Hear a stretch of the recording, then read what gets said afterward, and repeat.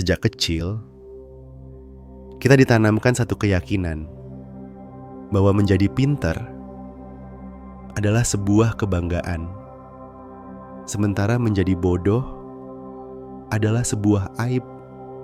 Kata bodoh itu, ia menjadi senjata ejekan di sekolah. Ia jadi cemoohan di lingkungan kerja. Bahkan, ia bisa menjadi label yang melekat seumur hidup. Dan kita pun tumbuh dalam bayang-bayang ketakutan. Takut terlihat dungu, takut ditertawakan, takut diremehkan. Kita berusaha mati-matian menutupi celah, bahkan memalsukan kepintaran. Semua itu hanya untuk satu hal, agar tak ada yang berani menyebut kita bodoh. Tapi, benarkah ini? Benarkah kebodohan selalu menjadi kutukan? Ataukah justru di dalam kegelapan yang kita sebut kebodohan itu tersimpan sebuah cahaya yang selama ini tidak kita sadari? Kita ini manusia, makhluk yang haus pengakuan, seperti aktor yang menggantungkan nasibnya pada sorak-sorai penonton. Kita ingin dihargai, kita ingin dipuji, kita ingin dipandang pintar. Schopenhauer, sang filsuf tajam itu, sudah mengingatkan terlalu peduli pada opini orang lain. Itu adalah kelemahan kita yang paling fatal. Ironisnya, meski kita sadar, pujian atau cemoohan itu tak menentukan kebahagiaan, tetap saja hati ini bergetar. Senang saat dipuji, hancur saat diremehkan. Namun, di balik semua itu ada sebuah paradoks. Di dalam kebodohan justru seringkali tersembunyi kebebasan. Si bodoh tak perlu menanggung beban ekspektasi. Ia bukan pusat sorotan, dan ia sering mendapat kelonggaran. Di balik topeng kebodohan itu ada keluasan, ada strategi, ada peluang untuk hidup yang lebih bebas. Bayangkan seperti bunglon yang menyamar sebagai dedaunan kering. Para pemangsa lalu melupakan keberadaannya. Ia aman, justru karena dianggap biasa-biasa saja. Ia tak menarik perhatian. Begitulah manusia. Kadang menjadi bodoh adalah sebuah kamuflase, cara untuk tetap hidup, cara untuk tetap utuh, cara untuk mengamati dunia dari balik layar. Lalu pertanyaannya, apakah selalu menguntungkan tampil pintar di mata dunia, ataukah sesekali justru lebih cerdas untuk berani menjadi si bodoh, untuk tidak takut ditertawakan, untuk tidak takut diremehkan? Karena boleh jadi disitulah tersimpan rahasia untuk hidup yang lebih damai, lebih ringan, dan lebih jujur. Pendahuluan ini membawa kita pada satu kesadaran bahwa kebodohan bukan sekadar kelemahan. Ia adalah sebuah pintu menuju kebebasan dan kekuatan yang tersembunyi. Dan dari sinilah kita akan melangkah, menyingkap satu persatu sisi tersembunyi dari berkah kebodohan.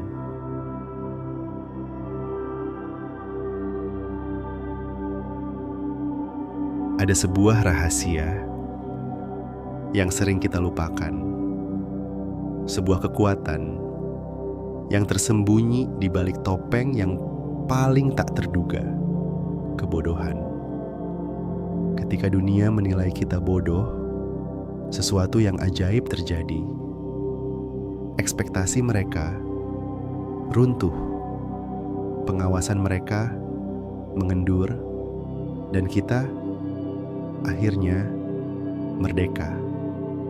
Kita bebas bergerak tanpa beban tanggung jawab yang mencekik.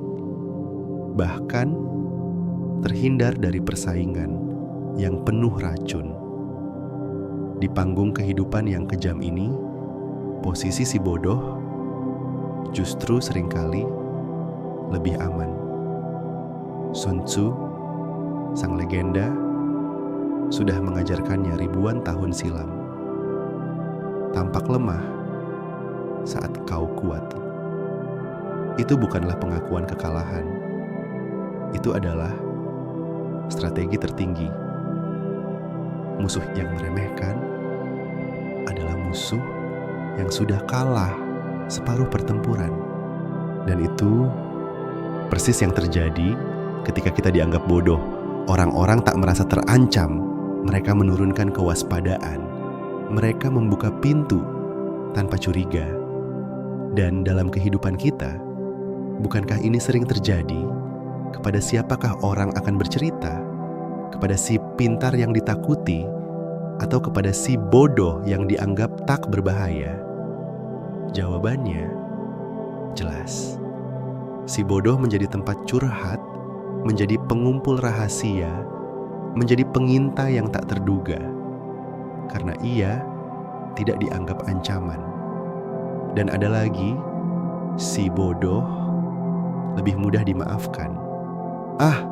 Dia kan tidak tahu. Kalimat itu adalah tameng, adalah pengampunan, adalah keringanan hukuman.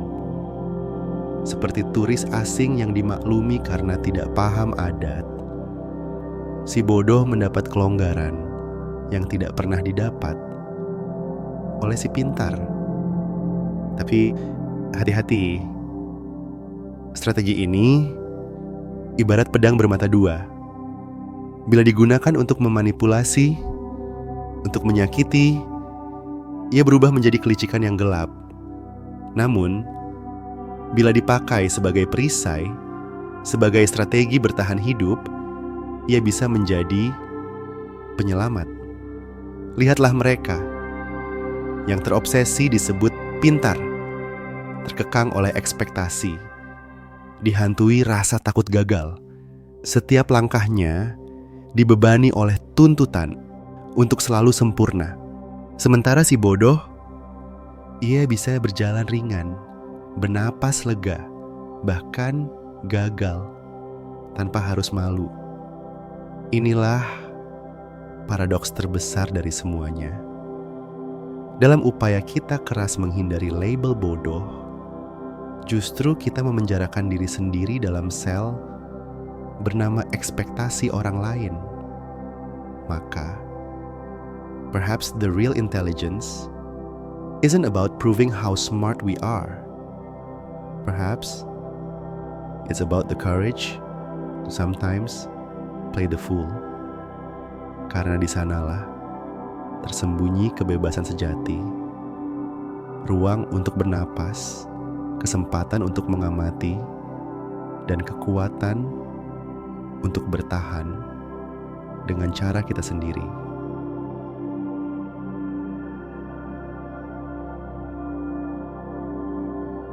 Kecerdasan seringkali kita puja, tapi pernahkah kita bertanya, apakah ia juga sekaligus menjadi penjara?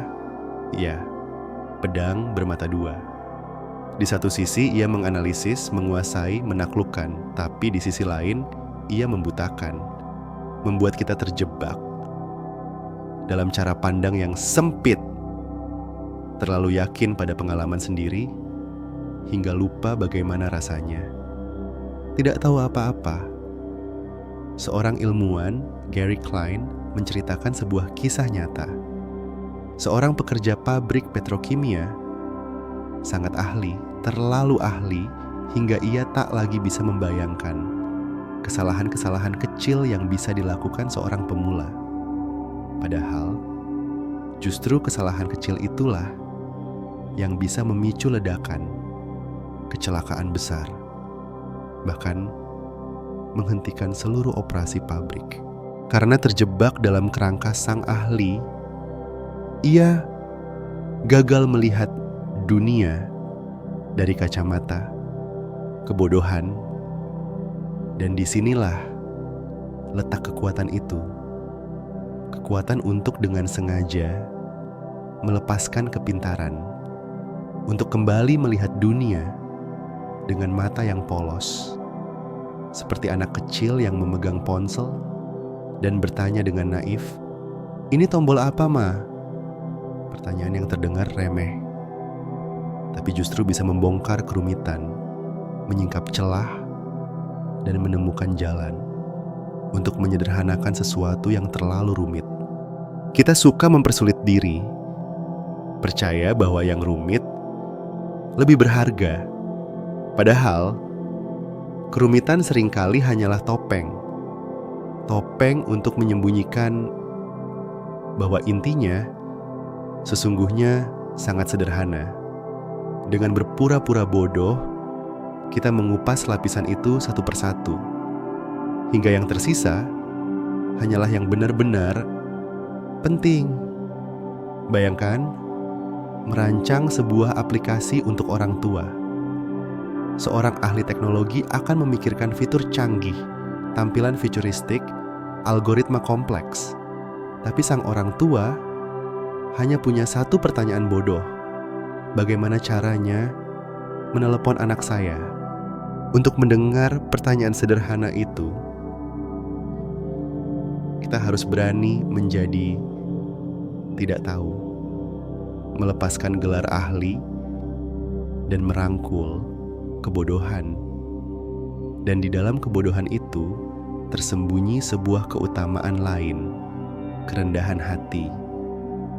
Seorang pakar sering terjebak dalam ilusi bahwa semua orang berpikir sepertinya, bahwa logikanya adalah logika semua orang. Dengan berani menjadi bodoh, kita melatih empati. Kita mengakui bahwa dunia tidak hanya dilihat dari menara gading kecerdasan. Ada begitu banyak sudut pandang yang hanya bisa kita pahami jika kita turun dan mengakui bahwa kita juga tidak tahu segalanya. Akhirnya, kita sampai pada sebuah kesadaran bahwa menjadi bodoh dalam arti tertentu adalah sebuah keterampilan, sebuah seni yang menuntut keberanian untuk menanggalkan jubah intelektualitas, keberanian untuk menertawakan diri sendiri, dan keberanian untuk melihat hidup dengan kesegaran yang baru dari sanalah lahir solusi yang lebih sederhana, pemahaman yang lebih dalam, dan yang paling berharga, keterhubungan yang lebih tulus dengan orang lain. Karena terkadang jalan menuju kebijaksanaan sejati justru dimulai dengan berani mengakui kebodohan kita sendiri.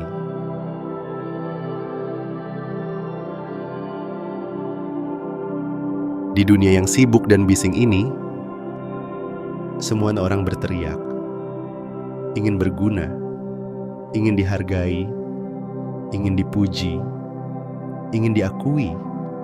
Tapi pernahkah kita berhenti sejenak dan bertanya, apakah beban menjadi berguna justru sedang menghancurkan kita?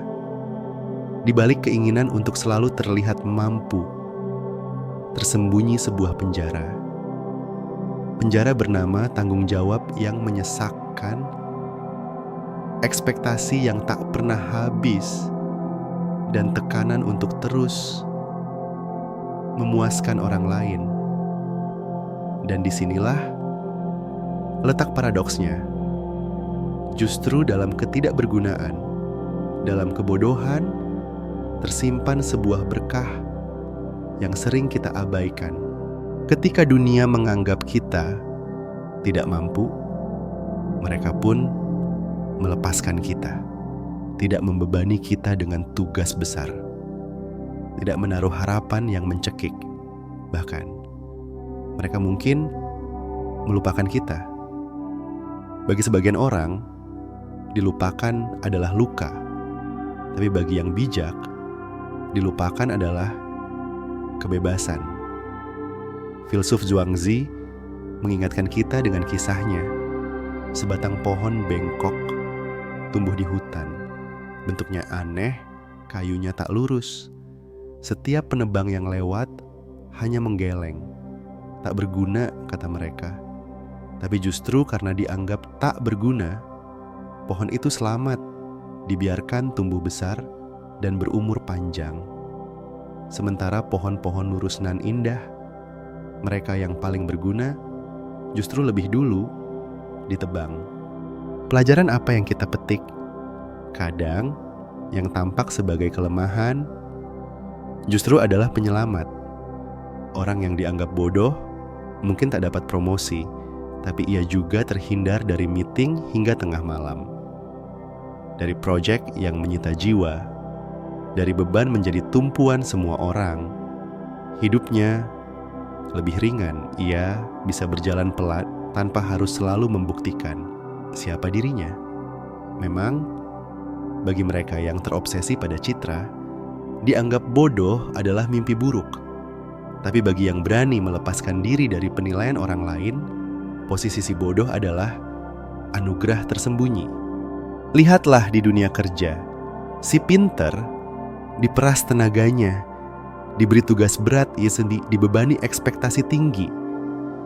Sementara si bodoh seringkali dibiarkan begitu saja.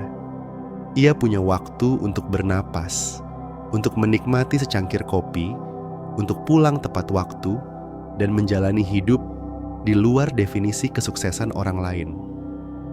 Dengan demikian, kebodohan bukanlah kutukan. Ia adalah tameng dari eksploitasi, dari kehausan akan pengakuan, dari racun ekspektasi sosial. Ia memberi kita kesempatan untuk hidup lebih sederhana, lebih damai, lebih manusiawi. Dan ketika kita berhenti mengejar teriakan pintar dan berguna dari orang lain, disitulah kita menemukan sesuatu yang jauh lebih berharga, kemerdekaan untuk menjadi diri sendiri.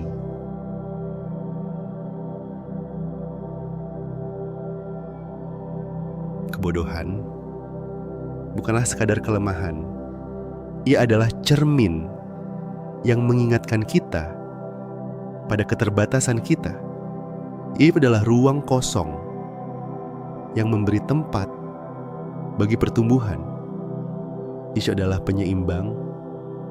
Dari obsesi kita akan kecerdasan. Dan yang terpenting, ia adalah undangan untuk berhenti hidup demi penilaian orang lain dan mulai hidup dengan kebebasan sejati. Maka janganlah selalu takut untuk terlihat bodoh. Karena terkadang, justru dengan berani menjadi si bodoh, kita menemukan kebijaksanaan yang tidak bisa dicapai oleh mereka yang sibuk mempertahankan topeng kepintaran. Di balik wajah yang sederhana, yang mungkin ditertawakan, tersimpan kekuatan diam-diam, kekuatan untuk bebas, kekuatan untuk damai, kekuatan untuk tetap utuh. Di tengah dunia yang penuh tuntutan, pada akhirnya barangkali kebodohan bukanlah musuh yang harus kita kalahkan. Ia adalah sahabat yang perlu kita rangkul. Ia mengajarkan pada kita bahwa hidup tidak selalu harus dibuktikan dengan kepintaran, melainkan dengan kejujuran untuk menjadi apa adanya. Selamat menjalani hidup dengan segala kebodohan yang membebaskan.